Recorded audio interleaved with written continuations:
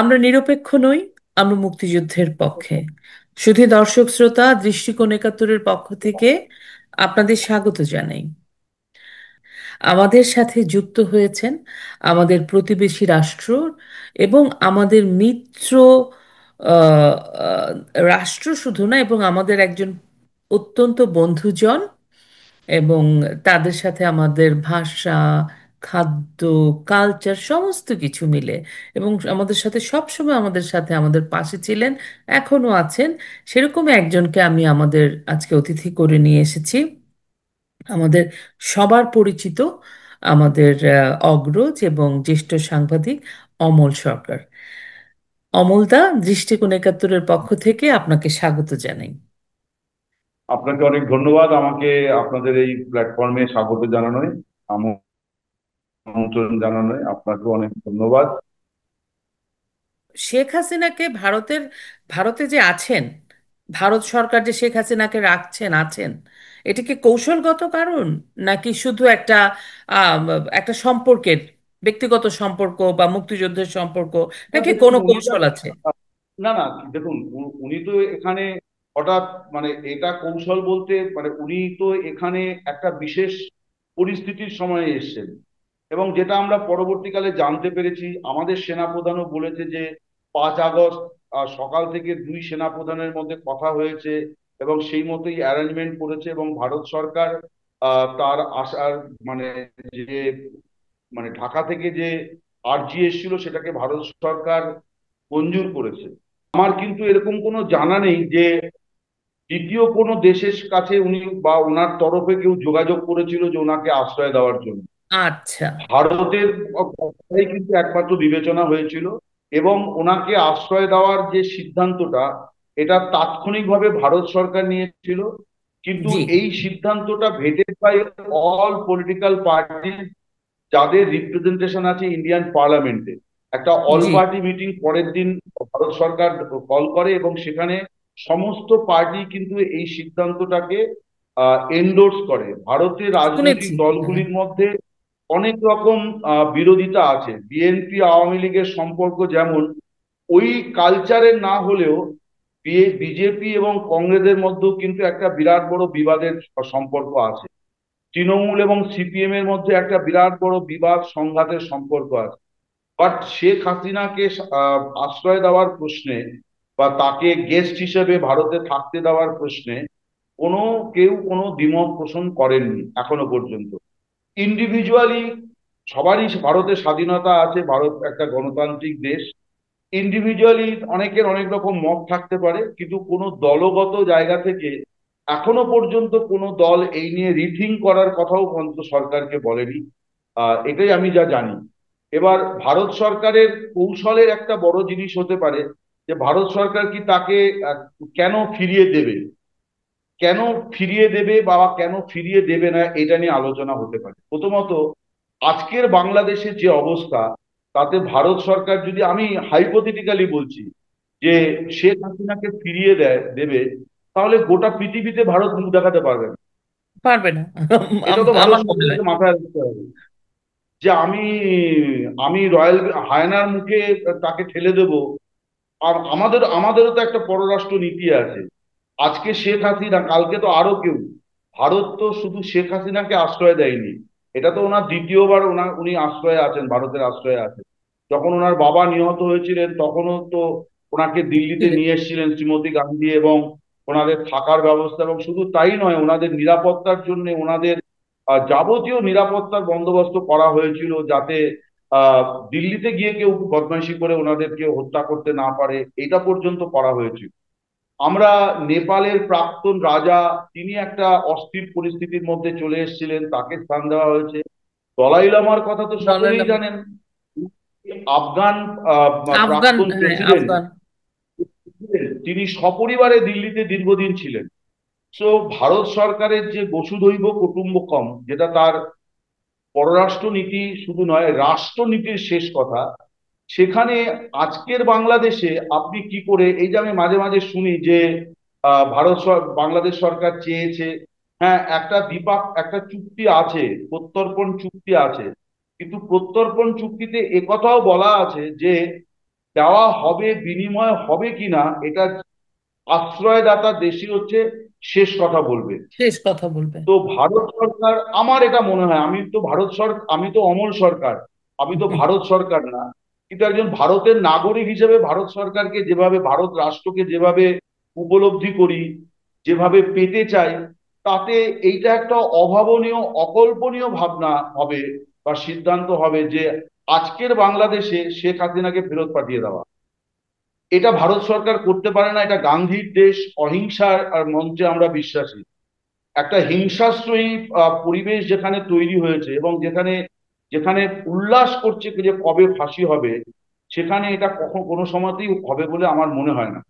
ফলে কৌশল আরো একটি আছে, আপনি হয়তো যে অর্থে বলতে চাইছেন কূটনৈতিক কৌশল, হ্যাঁ, গোটা পৃথিবীর কাছে কিন্তু লং রানে ভারতের এই সিদ্ধান্ত প্রশংসিত হবে বলে আমার মনে হয়। তার কারণ হচ্ছে যে, এবং আরো একটা বড় জিনিস হচ্ছে, শেখ হাসিনা তিনি যে লড়াইটা বাংলাদেশে করছিলেন এবং যে কারণে তাকে গদিচ্যুত হতে হলো, সেই একই কষ্ট ভারত সরকারেরও কষ্ট।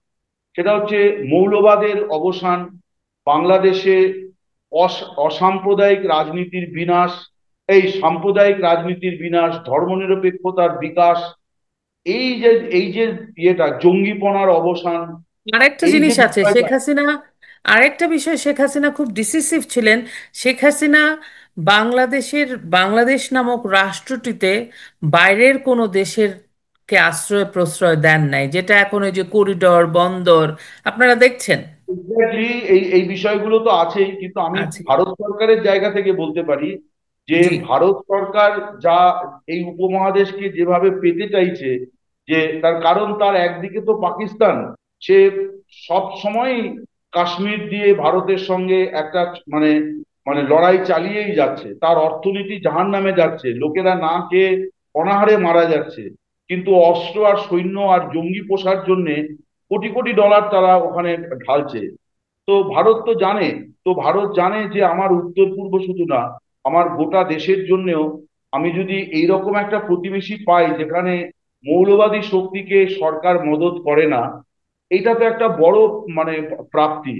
তো শেখ হাসিনার যে রাজনৈতিক এজেন্ডা, সেটা তো ভারতের পররাষ্ট্রনীতি বা ভারতের যে রাষ্ট্র যেটা চায়, তার সঙ্গে তো কোনো ডিফারেন্স ছিল না। ফলে যেটা বাংলাদেশে বিরোধীরা বলার চেষ্টা করে যে উনি অনেক সুবিধা দিয়ে দিয়েছেন, সুবিধার জায়গাটা আমি বলবো এটাই, যে উনি ওনার রাষ্ট্রটাকে জঙ্গি মুক্ত করতে চেয়েছিলেন, সাম্প্রদায়িকতা মুক্ত করতে চেয়েছিলেন, অসাম্প্রদায়িক বাংলাদেশ গড়ার চেষ্টা করতে চেয়েছিলেন। সেটার সঙ্গে ভারতের পররাষ্ট্রনীতি বা ভারতের প্রত্যাশা মিলে গেছে। এটাই মানে স্বার্থের সম্পর্ক। আর কোন জিনিসটা উনি ভারতকে অতিরিক্ত দিয়েছেন আমি জানি না। বরং ইদানিং দেখা যাচ্ছে যে ভারতের কিছু কিছু সিদ্ধান্তে এখন বাংলাদেশ থেকে আর্টিকেল ছাপা হচ্ছে যে তাহলে তো ভারতই আমাদের দিয়েছে, প্রমাণিত হচ্ছে যে যে বাংলাদেশ উজাড় করে দিয়েছে বা ভারতকে, এটা একটা ফেক নিউজ। দাদা, এই যে, এই জন্যই আমি শুরুতেই বলেছি এই এই আন্দোলনকে আমরা, আম, আমি ষড়যন্ত্রের আন্দোলন মনে করি, এবং এটা তারা অনেক মেটিকুলাসলি 32 লাখ ভারতীয় চাকরি করে, ভারতকে এই দিয়েছে সেই দিয়েছে। এখন দেখা যাচ্ছে চাকরি যারা করে, আমরা বলছি কোথায় চাকরিজীবী, ওদেরকে বার করেন। উপরন্তু দেখছি পাকিস্তান থেকে লোক আসছে, পাকিস্তানের জাহাজ আসছে। সো এটা প্রমাণিত হয়ে গেছে যে ভারত আসলে, ভারত নিয়ে যে ভারত বিদ্বেষ ছড়িয়ে মানুষের মধ্যে একটা বিভ্রান্তি তৈরি করে একটা ফেক একটা জিনিস তৈরি করেছে, এবং 10 মাসে 11 মাসে তারা সেটা প্রমাণ করতে পারেনি। সেটা তো আমরা জানি। উল্টে ভারত অনেক কিছু এখন বাতিল করে দিচ্ছে, অবভিয়াসলি সম্পর্ক খারাপ হয়েছে, অনেক অনেক চুক্তি বাতিল হয়ে যাচ্ছে, ভারত ভারত যেগুলো আমাদেরকে দিয়েছিল। এবং আমাদের একটা ছোট রাষ্ট্র, আমাদের অর্থনৈতিক অবকাঠামো সবকিছু চিন্তা করলে ভারত তো অনেক বড় রাষ্ট্র, সো আমাদের কিছু সুবিধা আমাদের হচ্ছিল, যেগুলো আস্তে আস্তে বন্ধ হয়ে যাচ্ছে। বললাম সবকিছু মিলিয়ে আমরা একটা খারাপ অবস্থাতে আছি। এবার একটু অন্য প্রসঙ্গে যাই দাদা। উম, প্রসঙ্গটা হচ্ছে, পশ্চিমবঙ্গে তো প্রচুর আওয়ামী লীগের মানুষজন আছে, মুক্তিযুদ্ধের মতো এখনো ভারত যেরকম আশ্রয় দিয়েছে পশ্চিমবঙ্গেও দিচ্ছে। আপনার নিশ্চয় অনেক নেতাকর্মীদের সাথে কথা হয়। যদি হয়ে থাকে, আপনি একজন সাংবাদিক, সুতরাং আপনার সোর্স, আপনার মানে আপনার কাজই, কথাই আপনার কাজ, তথ্যই আপনার কাজ। আপনি এই এখনকার যে আওয়ামী লীগের অবস্থা, কারণ বাংলাদেশে যে তৃণমূল আওয়ামী লীগ আছে বা নেতাকর্মীরা আছে, তারা মার খেলেও তারা কিন্তু দাঁড়াচ্ছে। আপনি এই যে ওনারা আছেন বা দেশ বিদেশে আছেন, তাদের সাথে আপনার যোগাযোগ হয়, আপনি প্রাক্তন স্বরাষ্ট্রমন্ত্রী, তারপরে সাধারণ সম্পাদক আওয়ামী লীগের, আম, আরেকজন মন্ত্রী কোন, ওনাদের সবার ইন্টারভিউ করেছেন। আপনি ওনাদের কিছু বুঝতে পারছেন ওনারা কিভাবে ভাবছে, আওয়ামী লীগ কিভাবে ভাবছে আসলে? তাদের তাদের জন্য আপনার কোনো বার্তাও কি আছে? প্রথমত হচ্ছে যে আমার সঙ্গে দেখা একজন মাত্র নেতার হয়, তিনি ঘটনাচক্রে আমি যে এলাকায় বাস করি সেই জি। এলাকাতেই কাছাকাছি একটা জায়গায় তিনিও এসে উঠেছেন তার পৈতৃক বাড়ি বা আত্মীয়ের বাড়িতে। তো দ্বিতীয় কারোর সঙ্গে আমার সাক্ষাৎ কখনো হয়নি। ফোনে কথা হয়। আমি কাউকে প্রশ্ন করি না আপনি কোথায় আছেন, বিকজ অফ দেয়ার সিকিউরিটি। এটা আমার এথিক, মানে জার্নালিজমের এথিক্স এর জায়গা থেকে আমি এই সিদ্ধান্তটা নিয়েছি। বাংলাদেশে যে আওয়ামী লীগের লোকেরা যে, মানে যারা আন্দোলন সংগ্রাম করছেন, তাদের সঙ্গে আপনি যেটা বলতে চাইছেন যে যারা চলে এসেছেন তারা কি করছেন, দেখুন আপনি এমন একটা প্রশ্ন করেছেন যে প্রশ্নটা আমি উত্তর এড়াবো না। আমার মনে হয় যে এই ভাবনাগুলো প্রকাশিত হওয়া উচিত। আমার মনে হয় আওয়ামী লীগের একটা অ্যাপলিটিক্যাল পলিটিক্যাল পার্টিতে পরিণত হয়ে আছে। রাজনীতি বিমুক্ত একটা এক রাজনৈতিক শক্তিতে পরিণত হয়েছে তারা। এটা শুধুমাত্র 15 বছর ক্ষমতা থেকে হয়েছে নাকি তারও আগে থেকে হয়েছে, এই গভীর বিশ্লেষণটা আমি বলতে পারবো না, কিন্তু রাজনৈতিক পরিস্থিতিকে বিশ্লেষণ করা, সেই মতো পদক্ষেপ করা, সেই মতন করা, আমি এই ব্যাপারে খুব ইতিবাচক কিছু আপনাকে কিন্তু বলতে পারছি না। এবং এই ক্রাইসিসকে মোকাবিলা করার মতন সক্ষমতা তাদের কতটা আছে, এটা নিয়ে আমার খানিকটা সংশয় আছে। আমি না পারবে না এ কথা আমি বলছি না, কিন্তু আমার সংশয় আছে। সংশয়টা আমার এই জন্যে আছে যে আমি অনেক ঘটনা যেটা নিয়মিত বাংলাদেশে ঘটছে, সেই ঘটনাগুলি নিয়ে যখন আমি কিছুটা বিশ্লেষণাত্মক আলোচনায় যেতে চাইছি, আমি কারোর কাছ থেকেই সেই, তারা যে এগুলো নিয়ে খুব একটা ভাবনা চিন্তা করছেন এটা আমার মনে হচ্ছে না। আমার মনে হয় আওয়ামী লীগকেও খুব সিরিয়াসলি ভাবনা চিন্তা করতে হবে, না হলে ভারতবাসীর যে সমর্থনের জায়গাগুলো সেগুলো আলগা হয়ে যেতে পারে। আপনি যে ফাইট ব্যাক করতে চান তার কোনো দৃষ্টান্ত আপনি কিন্তু মানে তৈরি করতে পারছেন না। যে আপনি, আমি আপনাকে ইভেন বলছি, যে শক্তির কথা তারা গলা কাঁপিয়ে বলে তাকে যেভাবে এক্সপোজ করা উচিত পলিটিক্যালি, সেটাও তারা করতে পারছে না, করতে পারছে না। আমি কিন্তু রাজনীতিবিদ হিসেবে এদের কাউকেই কোনো ভালো নম্বর দিতে পারছি না। হয়তো এই কথা বলার জন্য কালকে আমার ফোন ধরা বন্ধ করবে, ইন্টারভিউ দেওয়া বন্ধ করবে, কোনো অসুবিধা নেই। আমি সাংবাদিক হিসেবে কিছু কথা বলবো, এবং আমি মনে হয় যে এই ক্রাইসিসে সত্যি কথাগুলো বলাও দরকার। কারণ কি, 8.5 মানে আপনি ইউনূস সরকারের মানে 10.5 মাস 11 মাসকে রিভিউ করছেন। What is your review? Self review is the first review. Self appraisal should be the first appraisal. আপনি নিজেকে 10-এ কত দিচ্ছেন? আপনি নিজেকে 10-এ কত দিচ্ছেন? আপনি কতটা আপনার দেশের মানে, মানে যারা লড়াকু ফোর্স, আমার কাছে যা খবর আছে যে তার 10% ইউটিলাইজড হচ্ছে না। বরং আমি বলবো শেখ হাসিনা তিনি রাজনীতিতে একটা নতুন জিনিস এনেছেন। এটার সুবিধা উনি পাবেন বলে আমি আশা করি। সেটি হচ্ছে যে উনি যে ওনার ওই উচ্চতা থেকে নেমে হোয়াটসঅ্যাপ গ্রুপ আর টেলিগ্রাম গ্রুপে উনি যোগাযোগ করছেন, কথা বলছেন, কনভারসেশন, এবং উনি বলছেন কম শুনছেন বেশি। আমি নিজে এরকম একাধিক কনভারসেশন শুনেছি। তারেক জিয়া তো লন্ডন থেকে জনসভার উদ্দেশ্যে ভাষণ দেন, কিন্তু একটা গ্রামের, প্রত্যন্ত গ্রামের একজন গৃহবধূ বা একজন সাধারণ কৃষক বা একজন ক্ষেত মজুর বা একজন রিক্সা চালক, তার সঙ্গে আওয়ামী লীগের সভানেত্রী কথা বলছেন, রাজনীতি এই যে উচ্চতা থেকে উনি, হতে পারে এটা টেকনোলজির ইয়েতে, কিন্তু অনেক নেতাই এটা পারবেন না, তারা মনে করেন করবেন যে এগুলোর জন্য তো ওরা আছে। এই যে ওরা আছে ধরে না রেখে উনি যে নিজে কথা বলছেন, এইটাকে আমি বলছি এটা আনপ্যারালাল, ভারতে এর কোনো দৃষ্টান্ত নেই, এই উপমহাদেশেও আছে কিনা দৃষ্টান্ত নেই। সো ক্রাইসিসে উনি যে এই পথটা নিয়েছেন এটার আমি ভূয়সী প্রশংসা করি। বাট ওনার দলের কাঠামো, ওনার দলের যে পলিটিক্যাল এলিমেন্ট, আমার তাদের নিয়ে সংশয়, উৎকণ্ঠা আছে।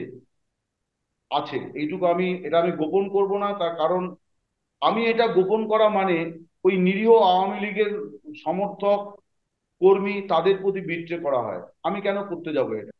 আমার কি দায় দাদা, আছে? এখানে একটা জিনিস, একটা বিষয়, আপনার সংশয়টা আপনি বলেছেন, এটা অনেকেরই আছে আমাদের মতো।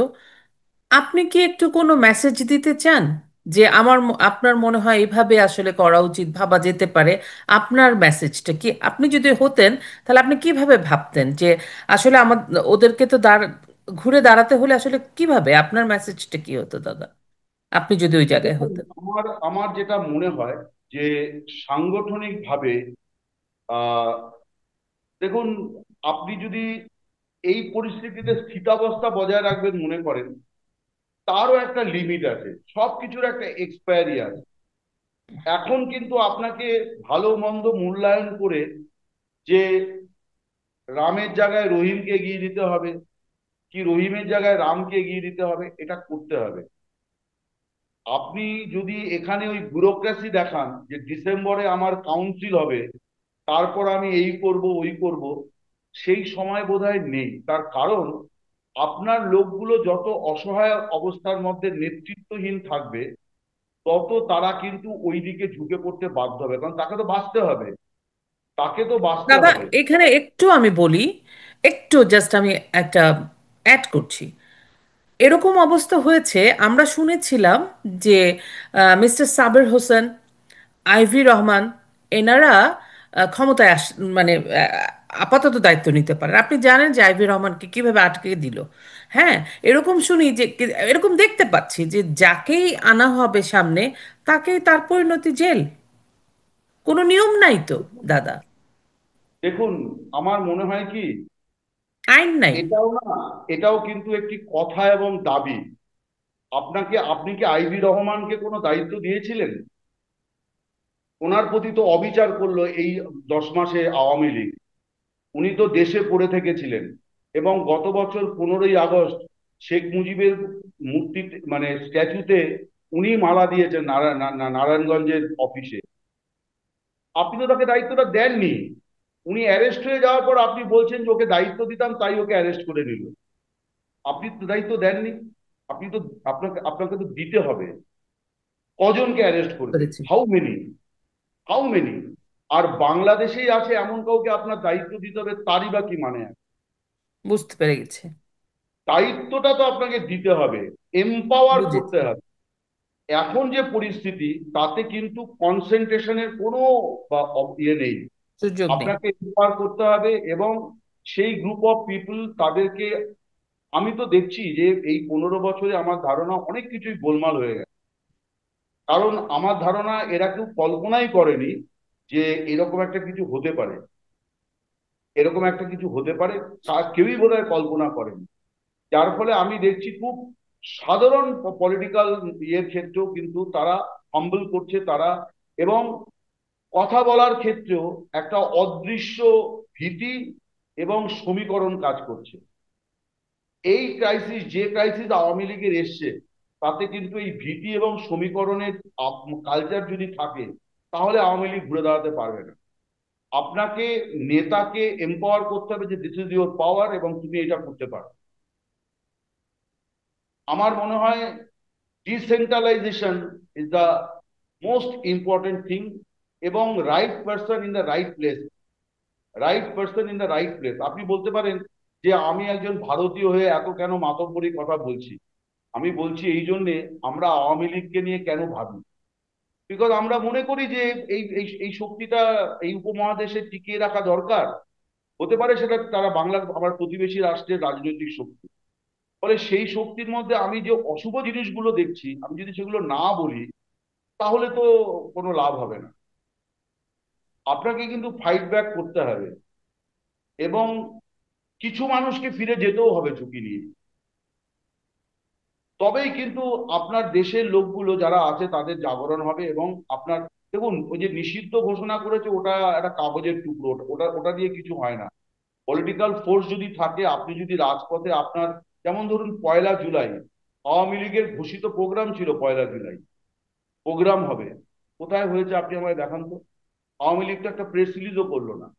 আমি এই জন্যে বলতে চাইছি যে কিছু ত্রুটি বিচ্যুতি স্বীকার করতে হবে, কিছু লোককে দায় নিতে হবে, এবং তবেই আপনি আপনার রিভাইভালের কথা ভাবতে পারেন। আদারওয়াইজ আপনি যদি মনে করেন যে কোনো এক সকালে ভারতীয়, যেমন একটি বিমান বাহিনীর বিমান পৌঁছে দিয়েছিল, আবার একটা ভারতের জেট বিমান গিয়ে তেজগাঁও বিমানবন্দরে কাউকে পৌঁছে দিয়ে আসবে, এবং ভারতীয় কমান্ডো বাহিনী তারা পাইলট কার চালিয়ে কাউকে কোনো জায়গায় বসিয়ে দিয়ে আসবে, তো বোকার স্বর্গে বাস করা। এটা বুঝে 71 গেছি দাদা। নয়, কিন্তু এটা 2025, এটা খেয়াল রাখতে হবে। এটা বুঝেছি। 1971 নয়, মন নয়। 2025। একদম। দাদা, আপনার সাথে অনেক কথা বলেছি আসলে। আরেকদিন আপনার সাথে বসতে হবে, আমার এত এত কথা জমে আছে, মানে জানার আছে আর কি। কারণ থার্ড আই থেকে দেখলে অনেক সময় অনেক কিছু বোঝা যায়। আমরা অনেক আবেগ, কষ্ট, অনেক কিছু কাজ করছে আমাদের মধ্যে, দেশটা নিয়ে ভেবে যেটা হচ্ছে আর কি আমাদেরকে। আমি একদম শেষ পর্যায়ে চলে এসেছি দাদা, আমার দুটো খুবই গুরুত্বপূর্ণ বিষয় ছিল কথা বলার, কিন্তু আমি একটা নিয়ে এখন বলবো। আপনার দর্শকরা বিরক্ত হয়ে যেতে পারেন এত লম্বা হ্যাঁ, কোনো কথোপকথন। অসুবিধা নেই, কোনো অসুবিধা নেই। যেই দর্শক কথাগুলো শুনবে, তাদের যদি অল্প সংখ্যক দর্শক হয়, আমরা তারাই আমার টার্গেট। একটা লোক শুনলেও, মনোযোগ দিয়ে শুনলে আমি চাই সেটাই শুনুন।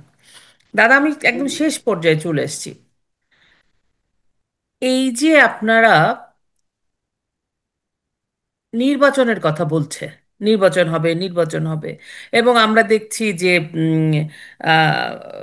বিএনপি, আপনি যেটা বলেন বিএনপি এবং জামাতের এজেন্ডা, হ্যাঁ, সাথে কিন্তু একটা বাম ফোর্সও আছে, কমিউনিস্ট পার্টি, বাম দলেরা। এই যে একটা ইকুয়েশন চলছে, সেখানে আওয়ামী লীগের ভূমিকা একরকম হবে, সেটা আওয়ামী লীগ বাইরে থেকে কিভাবে, আপনার শেষ প্রশ্নের উত্তরে সেটা ছিল। কিন্তু এখন যারা মাঠে আছে, তারা এক একবার এক একজন বক্তব্য দিচ্ছে, এবং আপনার সত্যি এসেছিলেন একজন ভদ্রলোক, তাকে সবাই তাত্ত্বিক গুরু বলে, কিন্তু আমি বলি তান্ত্রিক গুরু, মিস্টার ফরাদ মাজার। এই যে মানুষের মনস্তত্ত্ব নিয়ে খেলছে তরুণ সমাজের, আপনি তরুণদের উদ্দেশ্যে কিছু বলতে চান? তরুণ রাজনীতি সচেতন মানুষ, আসন্ন নির্বাচন বা একটা গণতান্ত্রিক ধারায় বাংলাদেশ ফেরানোর জন্য আপনার তরুণদের প্রতি কি আহ্বান হবে? আচ্ছা, আমি আপনার এই প্রশ্নের উত্তর দেওয়ার আগে আমার আগের প্রশ্নের একটা পয়েন্ট আমার মনে হয় বলা দরকার। সেটা হচ্ছে, বাংলাদেশে তো অনেক কিছু ঘটছে, রিফর্মস কমিশন অমুক তমুক হচ্ছে। আমি আওয়ামী লীগের অনেক নেতাদের সঙ্গে আমি কথা বলেছিলাম, জি।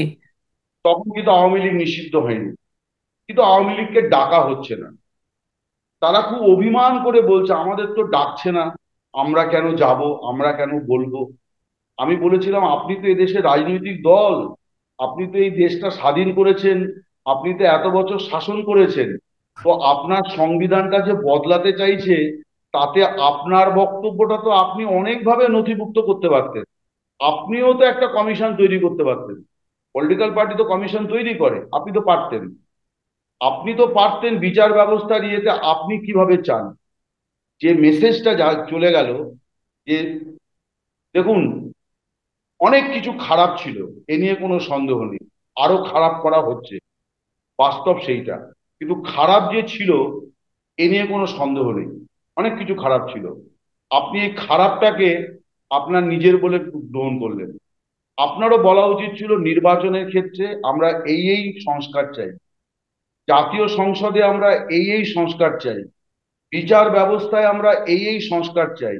কিন্তু আমি দেখলাম আওয়ামী লীগ কিরকম একটা অভিমানী, আমাদেরকে মেরেছে।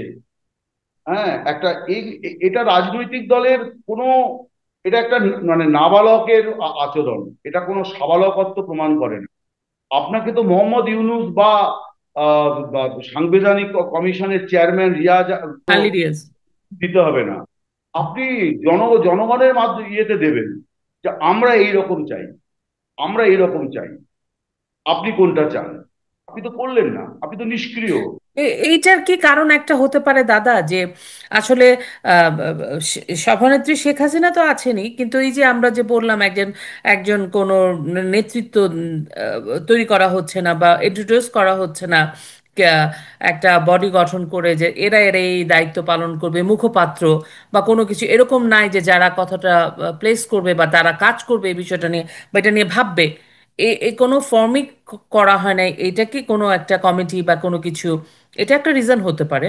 দেখুন, একটা একটা রাজনৈতিক দলে তো এগুলো খুব স্বাভাবিক, এবং এগুলো না স্বাভাবিক। থাকা মানে কি হবে, আপনার সম্পর্কে খারাপ ধারণা যায়। ভারতীয় মিডিয়ার মধ্যেও কিন্তু এটা নিয়ে একটা বিরাট বিস্ময় আছে যে কাকে কোন পরিস্থিতিতে যোগাযোগ করবে। Nobody is empowered. Empowered, exactly.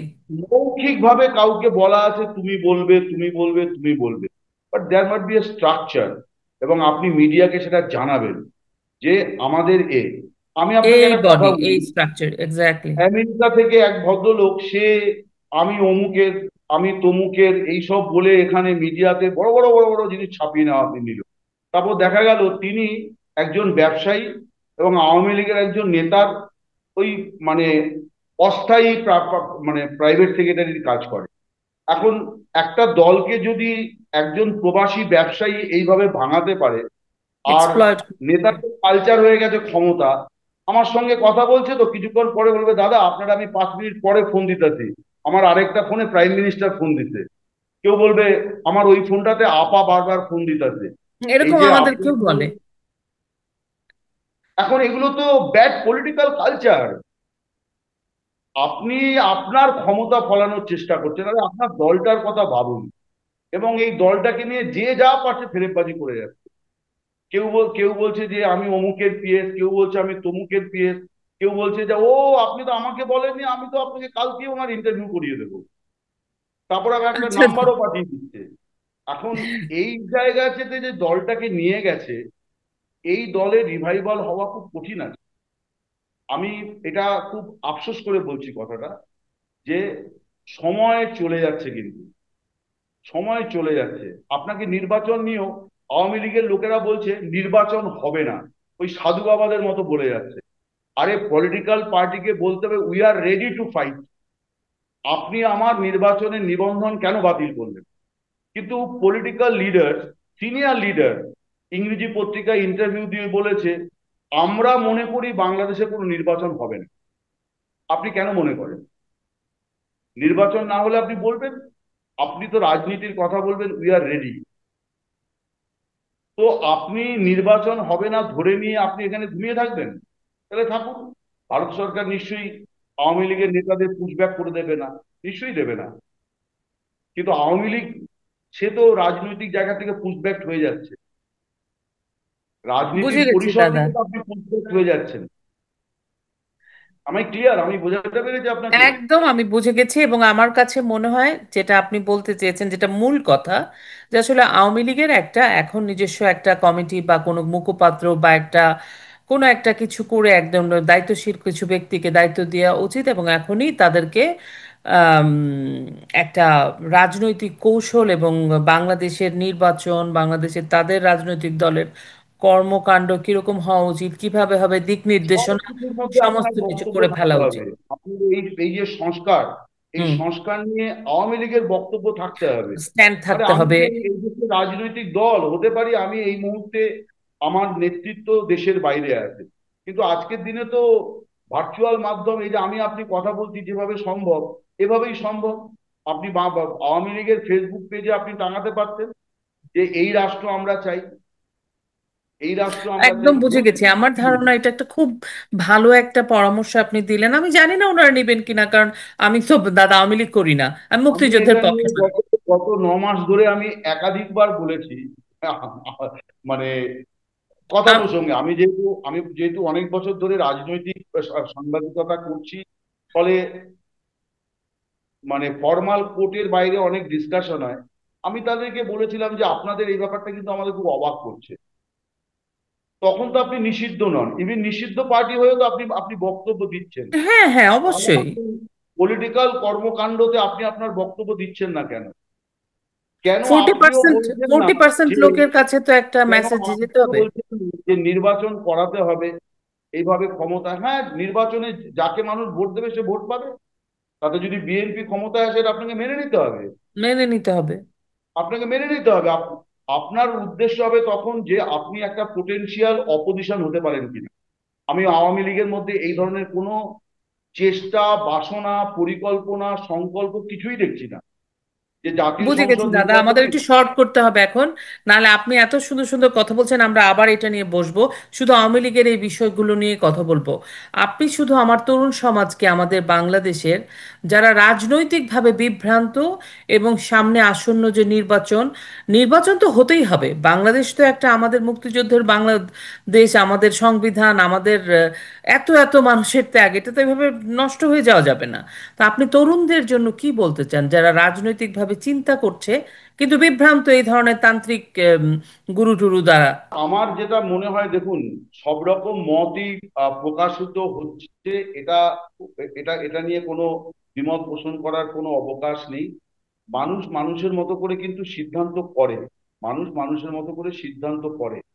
তার অনেকগুলি দৃষ্টান্ত আছে। আপনি যদি মানে জুলাই পরবর্তী বিভিন্ন ঘটনাবলীগুলো দেখেন, তাহলে আপনি দেখবেন যে বাংলাদেশে আরো একটি শব্দ এখন বহুল ব্যবহৃত। সেটা হচ্ছে, আমরা যেটা এপারে বলি আফসোস, আপনারা বলেন আফসোস। তো মানে ওপারে উচ্চারণে আমি বললাম, আপনারা বলেন আফসোস, আমরা বলি আফসোস। বহু মানুষ কিন্তু আফসোস করছে যে আফসোস আমি করছে। এইরকম একটা ঘটনাতে নিজেকে জড়িয়েছিলাম। বা যার সন্তান মারা গেছে, সে এখন রিয়ালাইজ করছে যে আমার সন্তান কি সত্যি কোনো মানে প্রকৃত মানে ইয়েতে আত্মবলিদান করেছে নাকি। তো আমার মনে হয় যে আমার এই ব্যাপারে জ্ঞান দেওয়া বা পরামর্শ দেওয়ার কোনো প্রয়োজনও নেই, অবকাশও নেই। তার কারণ আমার মনে হয় যে মানুষ অলরেডি জিনিসটাকে রিয়ালাইজ করেছে। দ্য চ্যালেঞ্জ ইজ যে এই যে যে মানুষ রিয়ালাইজ করলো, আপনি তাদের সামনে গিয়ে পোটেনশিয়াল ফোর্স হিসেবে দাঁড়াতে পারছেন কিনা। কারণ মানুষ কিন্তু, নির্বাচনটা কি, নির্বাচন হচ্ছে মন্দের ভালো বেছে নেওয়া। নির্বাচন হচ্ছে মন্দের ভালো বেছে নেওয়া। আপনি কি মন্দের ভালো হতে পারছেন? আপনি তো থাকছেনই না। আপনাকে আমি বাঁচবো কিভাবে? নির্বাচন তো মন্দের ভালো বেছে নেওয়ার প্ল্যাটফর্ম। নির্বাচন কখনো কোনো আদর্শ নেতা, আদর্শ মন্ত্রী, আদর্শ ব্যবস্থা দেয় না। এটা একটা সিলেকশনের মারফত আসতে হয়। তাই কম্পারেটিভলি বেটার এলিমেন্টকে মানুষ বেছে নেয়। আপনি যদি মনে করেন যে আপনি সেই কম্পারেটিভলি বেটার, আপনাকে আমি বাঁচবো কিভাবে? আমার এই প্রশ্ন দিয়ে আমি শেষ করি। ঠিক আছে দাদা, আপনার অনেক সময় দিলেন, অনেক মূল্যবান কথা শুনলাম, এবং সবচেয়ে বড় কথা, আমার আশা করছি আমাদের দর্শকরা আহ, অনেক নতুনভাবে কিছু ভাবার চেষ্টা করবে, এবং সবচেয়ে বড় কথা, আওয়ামী লীগের রাজনৈতিক দলটির নেতৃবৃন্দরা নিশ্চয়ই কিছু না কিছু তো মেসেজ পাবেই। আই হোপ যে এটার থেকে তারা কিছু চিন্তাও ভাবনাও করতে পারে, তো আমরা আসলে ভালো কিছু ভাবতে পারি, চেষ্টা করতে পারি। আমি একটা কথা বলি, শেষ কথা। আমি রোবট নই, আমি এআই নই। আমি যা যা বলেছি, আওয়ামী লীগের নিচুতলার নির্যাতিত নিপীড়িত লোকেদের কথাই আমার মুখ দিয়ে উচ্চারিত হচ্ছে। আমি তাদের কথা বললাম। এটাকে আপনাকে একদম সততার সঙ্গে বলছি।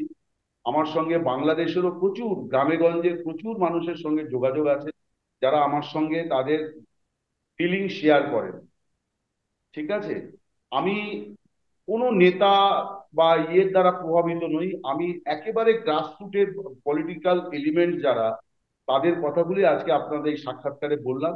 তার কারণ আমি রিয়েলি তাদের জন্য ফিল করি। তাদের দুর্দশায় আমি সত্যিই কাঁদি। ফলে আমি তাদের কথাগুলো বলতে পেরে আপনি যে সুযোগটা দিলেন, এই জন্য আপনাকেও অশেষ কৃতজ্ঞতা, ধন্যবাদ। আমি জানি আমি একটা ঝুঁকি নিলাম, কিন্তু ঝুঁকিটা আমি নিলাম। অনেক কৃতজ্ঞতা জানাই দাদা, দৃষ্টিকোণ একাত্তরে এসেছেন, আপনি সময় দিয়েছেন। আশা করি আপনার সাথে আবারও আমরা কথা বলবো, এই বিষয়গুলো নিয়ে আরো কিছু বিস্তৃত আলাপ হবে। আপনি ভালো থাকবেন, আপনার মঙ্গল কামনা করি। নমস্কার। শুধু নমস্কার। দর্শক শ্রোতা, আশা করি আজকের অমলদার কথা আপনাদের ভালো লেগেছে। আম, আমি আপনাদেরকে বলতে পারি, চলুন আমরা দেশটাকে ভালোবাসি, এবং দেশটা বাঁচলে আমরা বাঁচবো। দেশটা বাঁচলে আমাদের মানুষ বাঁচবে, আমাদের নারীরা ভালো থাকবে, শিশুরা ভালো থাকবে, ছাত্ররা ভালো থাকবে, তরুণ প্রজন্ম ভালো থাকবে, এবং সমস্ত কিছুর মূলে দাঁড়িয়ে আছে বাংলাদেশ। অনেক ত্যাগ তিতিক্ষার বিনিময়ে আমরা 1971 সনে এই বাংলাদেশটা পেয়েছি। আমরা আমাদের শত্রু মিত্র বোঝার চেষ্টা করি, চেনার চেষ্টা করি। আমরা আমাদের প্রতিবেশীর সাথে ভালো থাকি। আপনি আপনার বাসার পাশের প্রতিবেশীর দিকেও খেয়াল রাখবেন, যেন তিনি কোনো নির্যাতনের শিকার না হন, এবং তিনি ভালো থাকলে আপনি ভালো থাকবেন। আমরা ভালো থাকলে, আমাদের প্রতিবেশী ভালো থাকলে আমাদের সমাজটা ভালো থাকবে। আপনাদের শুভকামনায় আবারও কথা হবে অন্য কোনো অতিথির সাথে। আপনাদের মঙ্গল কামনা করছি। জয় বাংলা, জয় বঙ্গবন্ধু।